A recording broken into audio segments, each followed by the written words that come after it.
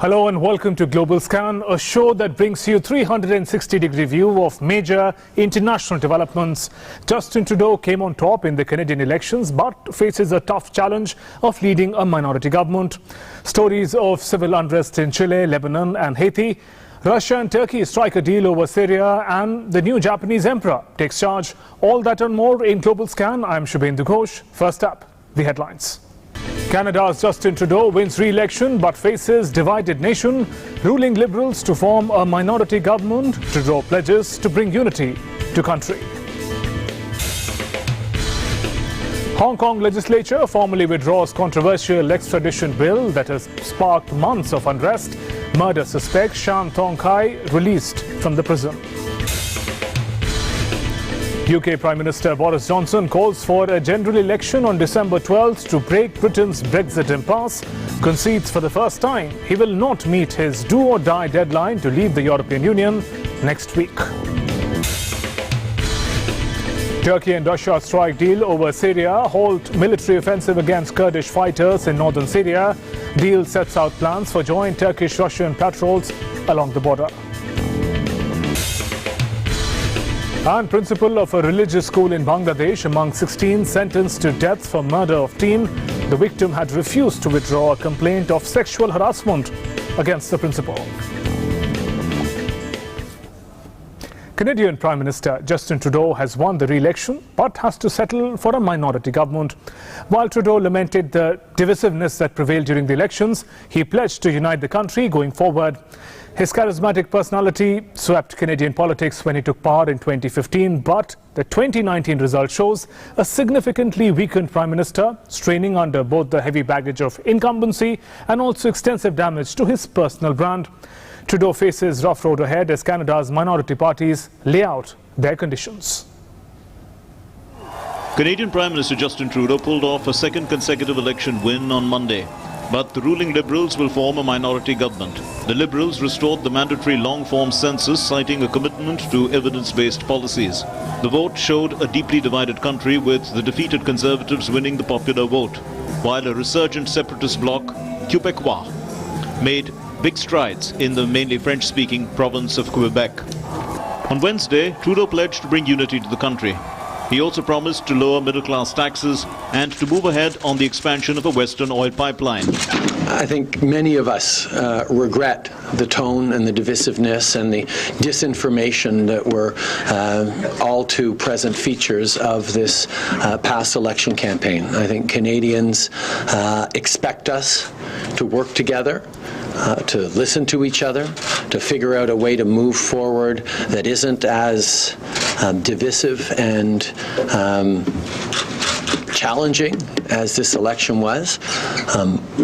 I think there were a lot of issues that weren't properly addressed. I think there were big substantive ideas that weren't fully debated in this election campaign, and I regret that, and I recognize that much of this campaign tended to be around me, and I do hold a bit of responsibility for that.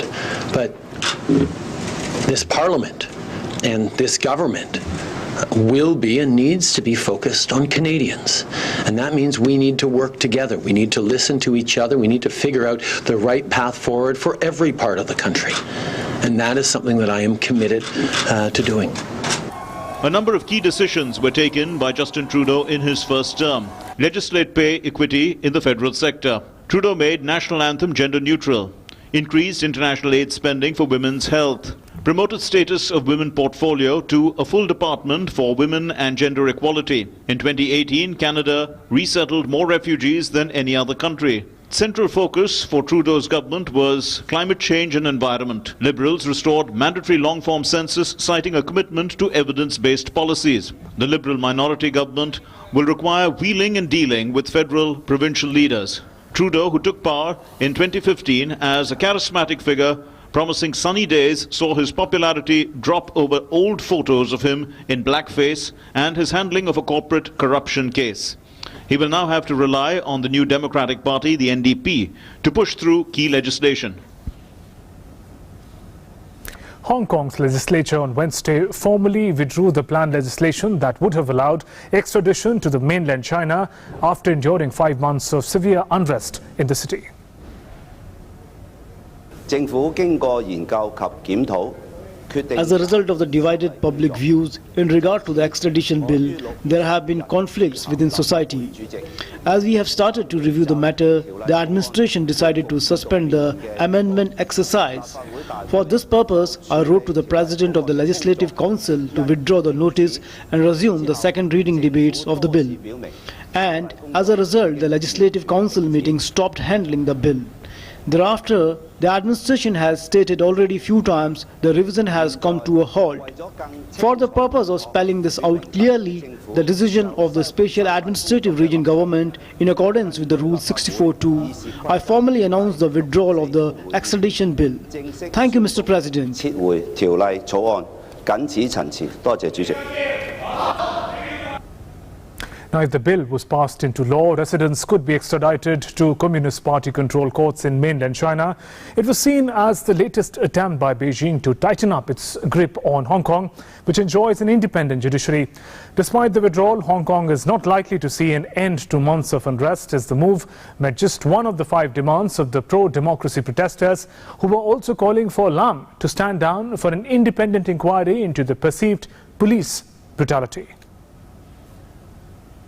And meanwhile, Shan Tong Chi, the suspect of a homicide case that happened in Taiwan in 2018, was released on Wednesday from Peacock Correctional Institution in Hong Kong.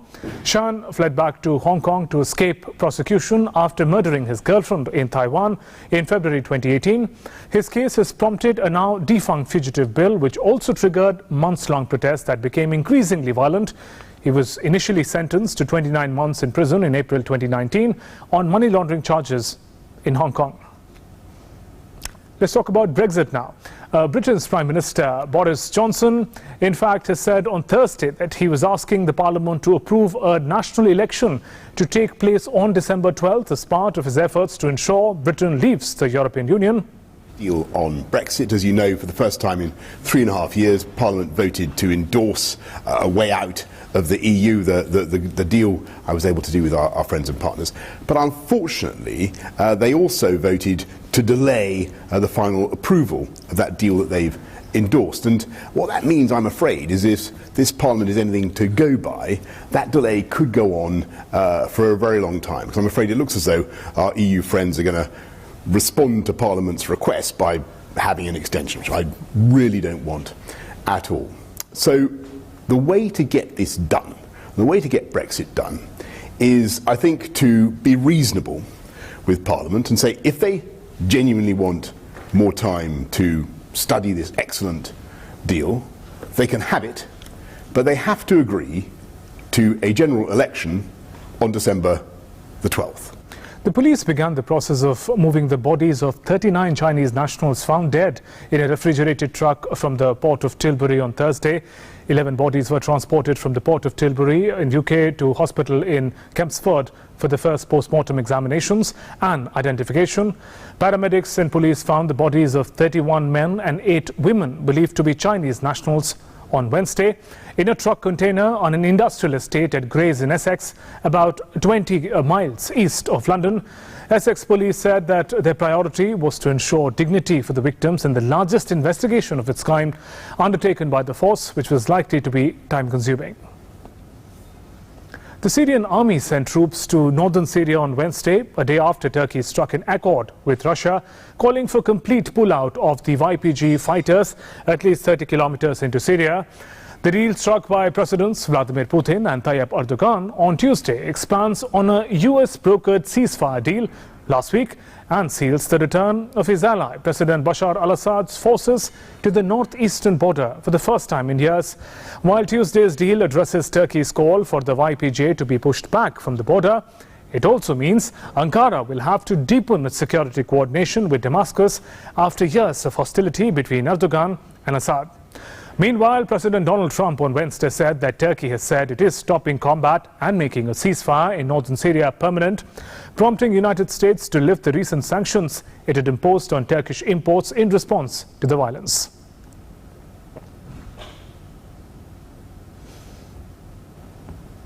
Early this morning, the government of Turkey informed my administration that they would be stopping combat and their offensive in Syria and making the ceasefire permanent, and it will indeed be permanent.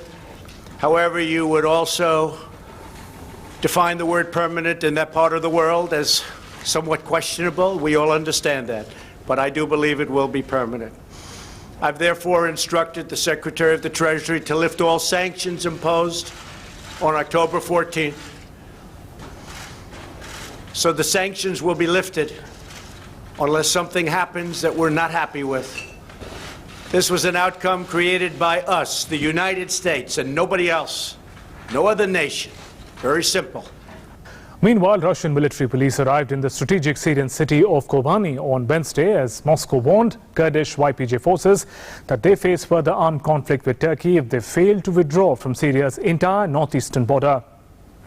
Russia's warning came a day after it struck an accord with Turkey, calling for the complete pullout of the YPG fighters, which were once US allies but which Ankara calls terrorists. Now, for the first time in a decade, someone other than Benjamin Netanyahu will be asked to form a government in Israel. 70-year-old Prime Minister has called 2 elections this year, has twice been given the chance by the President to put together a ruling coalition and has failed twice. Former military chief Benny Gantz received an official mandate on Wednesday to try and form Israel's next government, but with no easy path to ending Prime Minister Benjamin Netanyahu's long hold on power. Head of the centrist Blue and White Party, Gantz will have 28 days to complete the task assigned by President Reuven Rivlin in a televised ceremony. Failure could lead to a new election, the third within a year.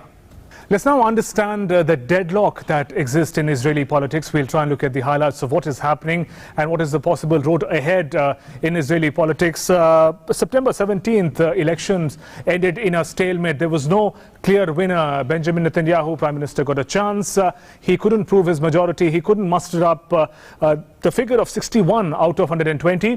President Rivlin gave Netanyahu 28 days to put together a governing coalition, which he failed to do. He didn't get a clear majority, and he couldn't get the support that was required to form a government in the 120 assembly. During that period, Israel's longest-serving prime minister, he just had 55 votes, 55 seats in the assembly of 120 members. So 61 was the number that Netanyahu was looking for. He couldn't muster up that number.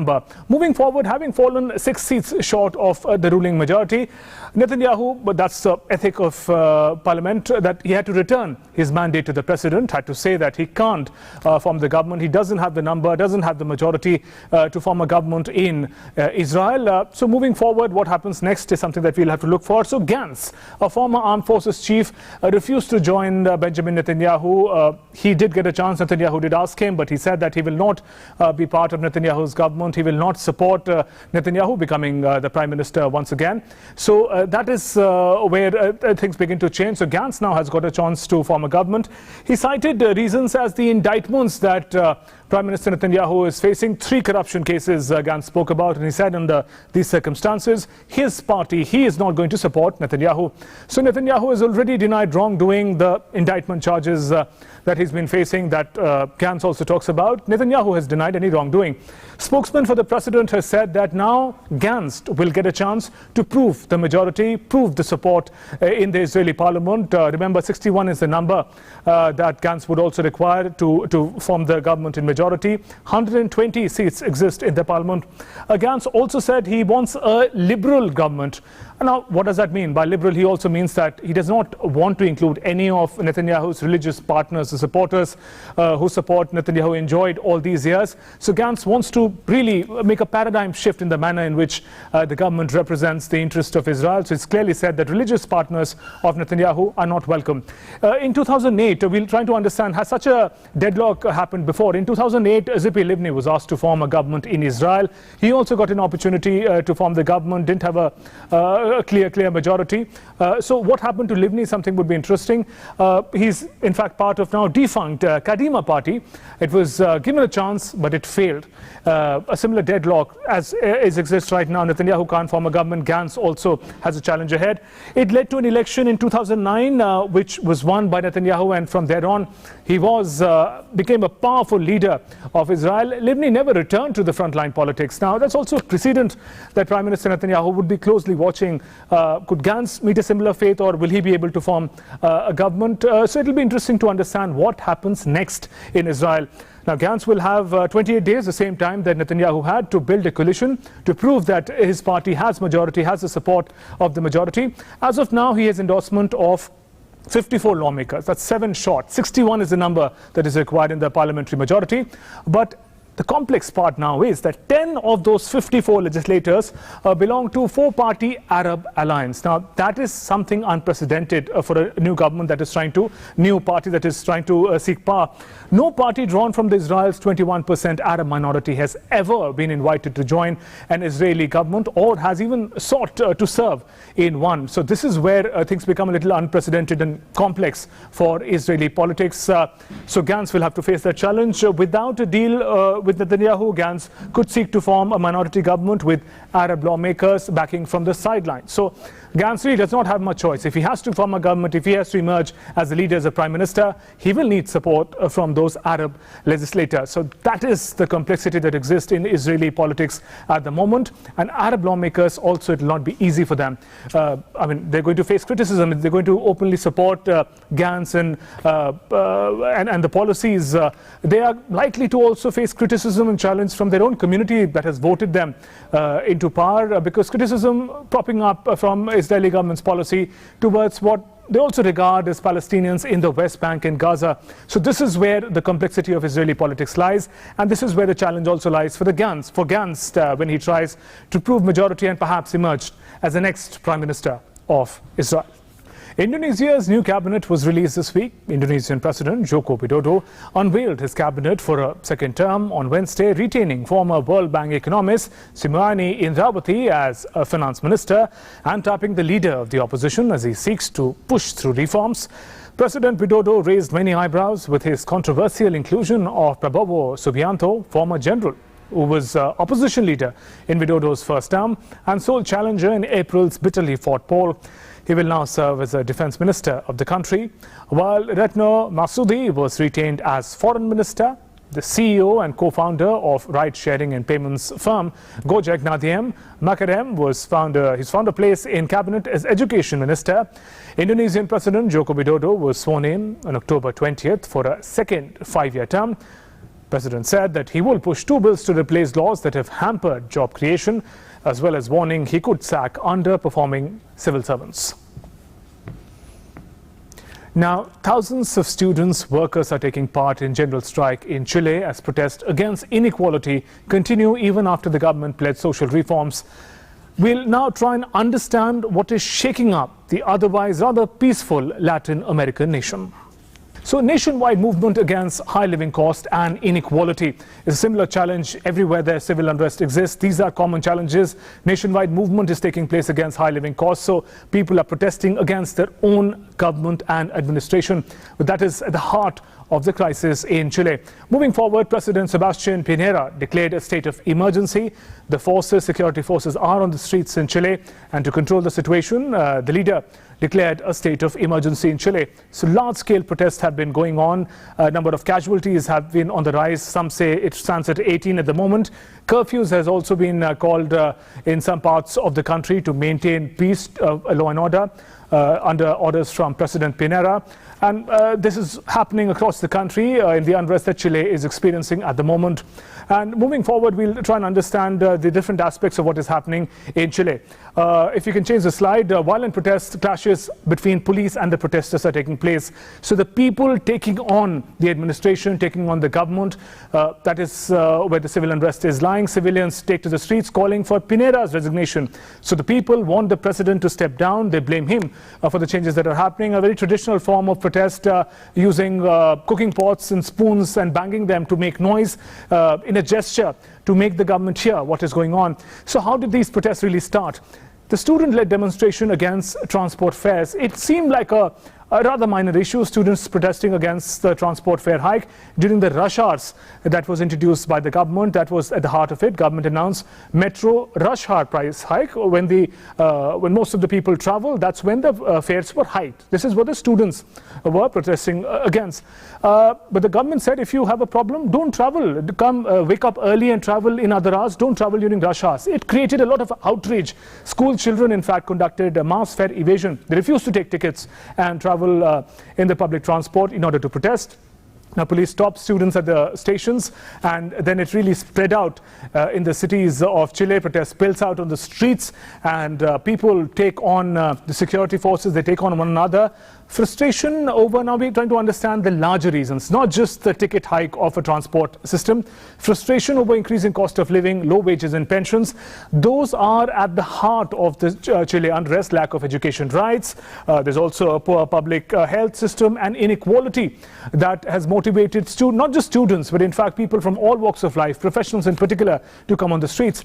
So what is the road ahead? What happens next in Chile? Possibly President Pinera announces price cuts, new wage after protests to really quickly try and stomp the unrest that is going on. But the promised reforms have really failed to satisfy the protesters or quell the protests. People are still on the street, and the deadlock between the protesters and the administration and the security still continues. So there is no really end to the unrest in Chile, and protesters want a say, in fact, in social reforms, and also they want accountability in the rights abuses. Remember, the casualty stands at some figures suggest 18 deaths have taken place, in fact, during this clash between protesters and the security forces. So much so that the United Nations has called for an independent probe inquiry into the protester death that is taking place. So these were some of the highlights of what is going on in the civil unrest that is taking place in the Latin American country.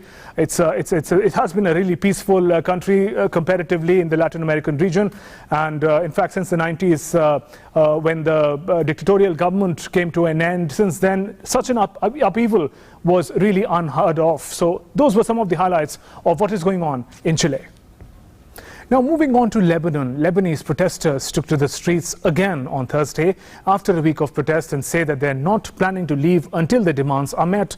The protests expressing outrage with an establishment seen as corrupt have buffeted Lebanon since last week, despite reforms meant to appease the discontent and reassure the Western donors that have pledged badly needed aid but not yet dispersed it. The protests have been overwhelmingly peaceful, and the army has struggled to prevent persistent demonstrators from blocking roadways. The country's banking association said banks would remain closed on Friday due to safety concerns and would open as soon as the situation stabilizes, with the operations limited to paying out customer and employee salaries via ATMs. And guess what? It's not just Chile and Lebanon. Violent anti-government protests are also being witnessed in Haiti too, over corruption and economic woes. So similar reasons again. Catholic leaders held a rare march on Tuesday calling for resolution to the crisis that has really paralyzed the country and sweeping political reforms. Along with it, thousands joined the peaceful march throughout the capital Port-au-Prince and underscored that more and more sectors of society are rising up against what they view as not only President Jovenel Moise's bad governance, but also a broken political system. Moving on, the principal of a religious school in Bangladesh was among 16 people sentenced to death on Thursday for the murder of a teenage girl who refused to withdraw the attempted rape allegation against him. The killers poured kerosene over the 18-year-old Nusrat Jahan and set her on fire in April. Police say on the orders of the principal. Jahan's family has said that before her death, she had been pressured to rescind her allegations against the principal. The teenager's death sparked public outrage, as it should, in mass demonstrations calling for her killers to be punished, prompting the Prime Minister to meet her family and vow to bring killers to justice. Japanese Emperor Naruhito formally proclaimed his ascension to the throne in presence of dignitaries from over 180 countries. Japanese Prime Minister Shinzo Abe hosted banquet for the newly enthroned emperor. Although Japanese emperor does not really wield any political power anymore, but he does continue to remain an important cultural icon in the country, a symbol of state and of unity of people. Japan's Emperor Naruhito formally proclaimed his accession to the throne on Tuesday in a centuries-old ceremony. He was clad in a traditional burnt orange robe and headdress during the ceremony. Emperor Naruhito formally proclaimed the throne in the Matsunoma, or Hall of Pine, the most prestigious room in the royal palace. He pledged to fulfill his duty as a symbol of the state.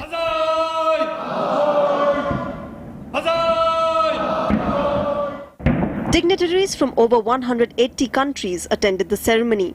World leaders, royals and guests gathered at the Imperial Palace in Tokyo to witness the ceremony. Among the dignitaries were Prince Charles, the US Transportation Secretary Elaine Chao, the South Korean Prime Minister Lee Nak-yeon, and Myanmar's Aung San Suu Kyi. Hong Kong's Chief Executive Carrie Lam and Ukrainian President Volodymyr Zelensky also attended the ceremony. Indian President Ramnath Kovind was also present on the occasion. President Kovind congratulated the new emperor and hailed the India-Japan ties. Naruhito became emperor and his wife Masako became empress on the 1st of May in a brief ceremony. But Tuesday's Sokoi no Rei was a more elaborate ritual at the royal palace in which he officially announced his change in status to the world. Later, Japanese Prime Minister and his wife hosted a banquet on Wednesday for the newly enthroned Emperor Naruhito and Empress Masako at the Hotel New Otani in Tokyo. Naruhito is the first Japanese emperor born after World War II. He acceded the throne when his father, Akihito, became the first Japanese monarch to abdicate in 2 centuries, worried that advancing age might make it hard to perform official duties. With Bureau Inputs, Global Scan Desk, DD India. And news now from the world of sports.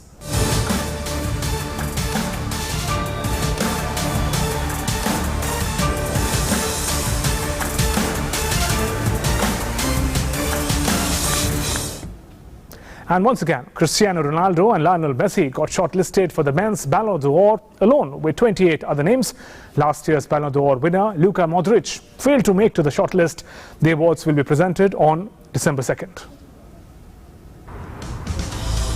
Premier League players dominated nomination for men's Ballon d'Or award after the 30-man shortlist was announced throughout Monday, while French side Lyon had 6 nominees in a shortlist of 20 female players for the women's award. The award ceremony crowning the winners will be held in French capital on December 2nd. 4 awards will be handed out on the night, with the best men's and women's player honoured alongside Copa Trophy for under-21s and Yashin Trophy for goalkeepers. Last year's winner Luka Modric failed to make the shortlist, but Cristiano Ronaldo, Lionel Messi and UEFA Player of the Year Virgil van Dijk are nominated as expected. So far, the award has seen the domination of Lionel Messi and Cristiano Ronaldo, and both of them have won 5 times each. Whosoever will win the award this time will be the first player to claim the most Ballon d'Or. DD News. And now our special focus, Cinema Scan, where we bring you all the buzz from global cinema.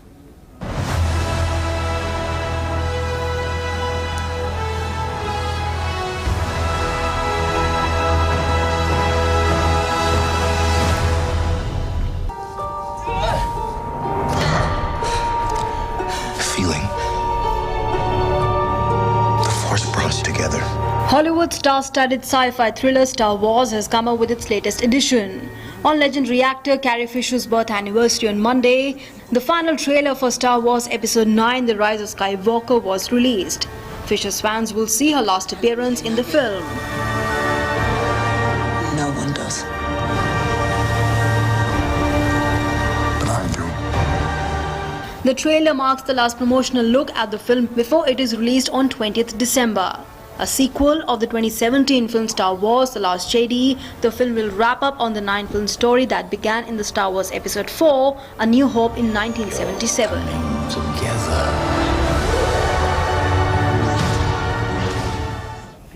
Jennifer Aniston and Reese Witherspoon are combining their star power for the new Apple TV series The Morning Show. Stole my life. You left me in the woods with a pack of wolves. The program goes behind the scenes of a fictional American morning show, with the first episode tackling the Me Too movement, as the show's male lead anchor, portrayed by Steve Carell, is fired for sexual harassment. how the actors experiment with the show, Aniston feels pretty confident about the release. The show releases on 1st November. You walk out that door, you are never going to get back in.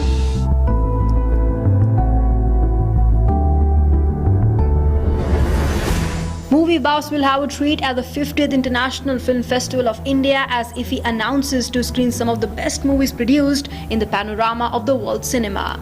Around 200 films from around 76 countries and 26 feature and 15 non-feature Indian films are up for screening this year at the Premier Movie Extravaganza.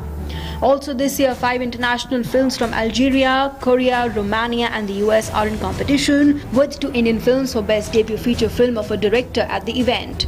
The festival will run from 21st November to 27th November. With Bureau Inputs, Global Scan Desk, DD India. And with that, we conclude this edition of Global Scan. News and updates continue after a short break. Namaskar.